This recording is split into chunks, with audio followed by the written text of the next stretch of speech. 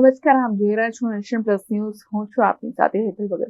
ભગવાન બિરસા મુંડાની 150મી જન્મજયંતિ નિમિત્તે છોટાઉદેપુર જિલ્લાના બોડેલી એપીએમસી ખાતે જાહેર સભા યોજાઈ હતી, જેમાં ગુજરાત સરકારના મંત્રીઓ ઉપસ્થિત રહ્યા હતા. ભગવાન બિરસા મુંડાની 150મી જન્મજયંતિ નિમિત્તે જનજાતીય ગૌરવ રથયાત્રા આજે છોટાઉદેપુર જિલ્લામાં આવી પહોંચી હતી. છોટાઉદેપુર જિલ્લાના બોડેલી એપીએમસી ખાતે એક જાહેર સભા પણ યોજાઈ હતી, જેમાં રાજ્ય સરકારના મંત્રી પીસી બરાંડા, રમેશ કટારા ઉપસ્થિત રહ્યા હતા.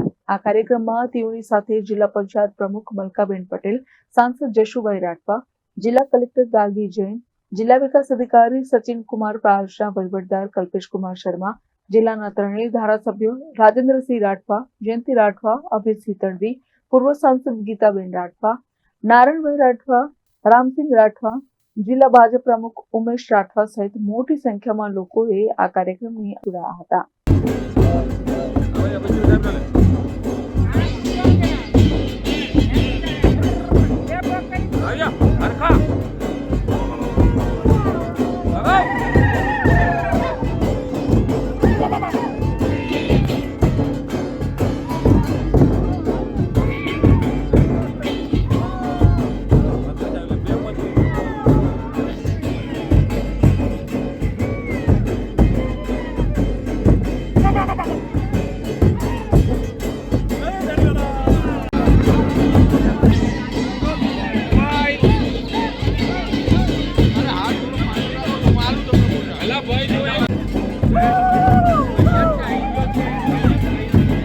તારીખ 7 રોજ માં અંબાજીના ધામથી ભગવાન બિરસા મુંડાની યાત્રા માન્ય મુખ્યમંત્રીશ્રીએ પ્રસ્થાન કરાવ્યું અને આજે છઠ્ઠા દિવસે અહીંયા છોટાઉદેપુર ખાતે બોડેલી ખાતે અહીંયા અમે રથયાત્રા લઈને આવ્યા છે.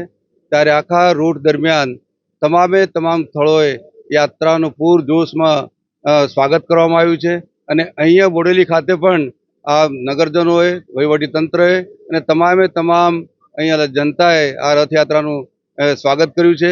અને આ સાથે મારી પાર્ટીના સાંસદ સભ્યશ્રીઓ, ધારાસભ્યશ્રીઓ, વહીવટી તંત્ર, પંચાયત પ્રમુખશ્રીઓ, તમામ પદાધિકારીશ્રીઓ હાજર રહ્યા છે.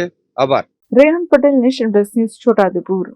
સમાચારોના સતત અપડેટ મેળવવા માટે અમારી નેશન પ્લસ ન્યૂઝની યુટ્યુબ ચેનલને સબસ્ક્રાઇબ કરો, બેલ આઇકન દબાવો અને જોડાયેલા રહો ફેસબુક, ઇન્સ્ટાગ્રામ અને ટ્વિટર પર.